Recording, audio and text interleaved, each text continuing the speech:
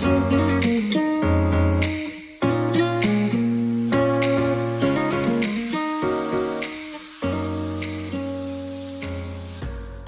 morning. My name is Jason Hollinger. I'm the preaching and community minister here for Central. And in this edition of Jesus and Coffee, I want to ask you this question, and I want to challenge you with this thought: is when it seems like we do everything we can to love God, to love others, to serve and to disciple and then also to be respectful and to be polite and do all these kind of things. And when the more we try to do that others just continue to try to knock us down. Is it okay for us to say, listen, you know what? They're lost. I'm gonna, they're gonna treat me that way. I might as well do that back to them. Well, to address this, no, I'm not going to go to the New Testament where it says, do unto others as you would have them do unto you. What I want to do is I want to take us to the Old Testament. In Genesis chapter 50. In Genesis chapter 50, it is kind of the end of a long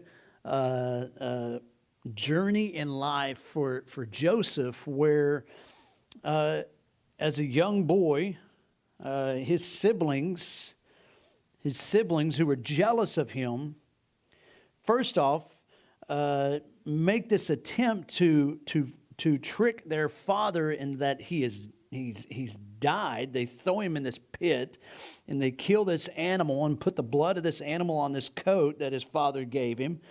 And then instead of, let's not just leave him there, let's sell him into slavery. And then Joseph gets sold, and then he goes and ends up in Egypt. And man, I want to encourage you to, if you have not taken time to read that story, everything that he encounters there in Egypt, all these kind of things, how he continues to live, to do the right thing, and yet every time he does it, it's something else. It just continues to go bad, and yet he just continues to live how he believes he is to live.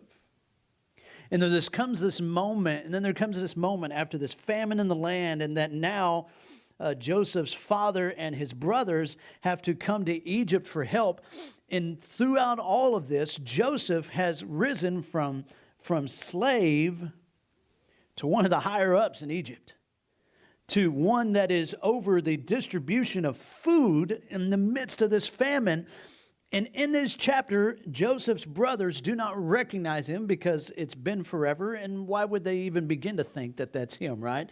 And this moment comes where Joseph reveals who he is to his brothers. Genesis chapter 50, verse 20. You intended to harm me. And if that's all that Joseph said, we can go, yeah, that seems about right. They intended to harm him because of jealousy, because of just whatever reason, right? You intended to harm me. And then two of the most powerful words in Scripture. But God. But God intended it for good, to accomplish what is now being done, the saving of many lives. You see, it all comes down to perspective. It's no matter what is happening around me, how can I still live in an intentional, purposeful way for God? How can I still live in an intentional and a purposeful way to accomplish for what God created me to do and to be, and what God created you to do and to be?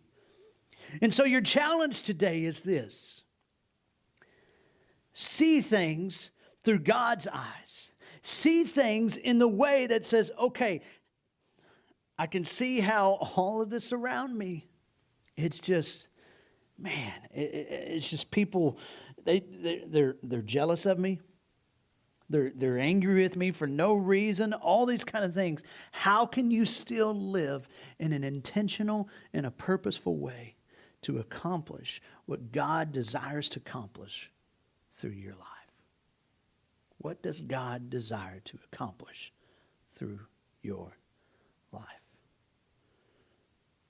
See, when we look at and we see the big picture, it's not just about what's happening to us. It's about seeing what we can accomplish for what's been done for us. Something to think about. Y'all have a great day. God bless.